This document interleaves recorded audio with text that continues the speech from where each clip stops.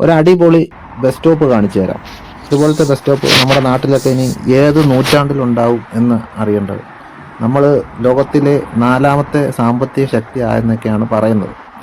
അങ്ങനെയുള്ള നമ്മുടെ നാട്ടിൽ സാമ്പത്തിക ശക്തിയുടെ 7 അയലത്തില്ല, 4ാമത്തെ സാമ്പത്തിക ശക്തിയുടെ 7 അയലത്തില്ലാത്ത ഒരു രാജ്യത്തിൻ്റെ ബസ് സ്റ്റോപ്പാണ് ഇതിപ്പം.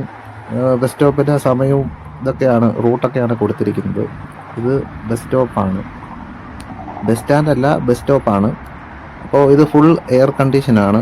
അപ്പോൾ ഇതിൻ്റെ സെറ്റപ്പ് കണ്ടോ, ഫുള്ള് ഗ്ലാസ്സാണ്. അകത്തിരുന്നാൽ തന്നെ നമുക്ക് ബസ് വരുവാണെങ്കിൽ അറിയാനുള്ള സെറ്റപ്പൊക്കെ ഉണ്ട്. നമുക്ക് കാണുകയും ചെയ്യാം, അതിൽ അറിയുകയും ചെയ്യാം.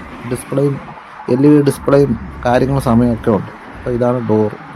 ഇതിപ്പോൾ കിങ് സൽമാൻ എന്ന് പറയുന്ന 404ാമത്തെ റൂട്ടിലെ ബസ് സ്റ്റോപ്പാണ്.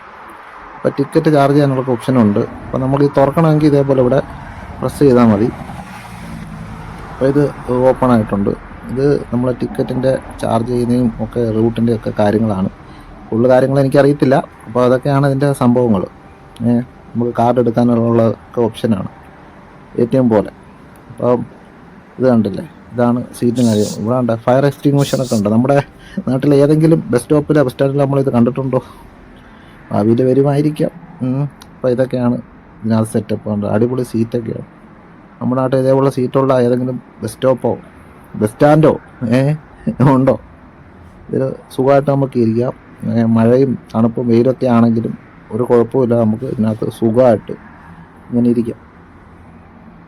അപ്പോൾ ഇത്രയൊക്കെയാണ് നമ്മുടെ ഈ സ്റ്റേഷനകത്തുള്ളത്. എന്തായാലും ബസ് സ്റ്റോപ്പിൻ്റെ ഒരു സെറ്റപ്പ്. സൂപ്പർ സീറ്റും കാര്യങ്ങളൊക്കെ ആയിട്ട് ഇത്രയൊക്കെ ഉള്ളൂ ഇവിടുത്തെ പരിപാടി. ഇതൊക്കെയാണ്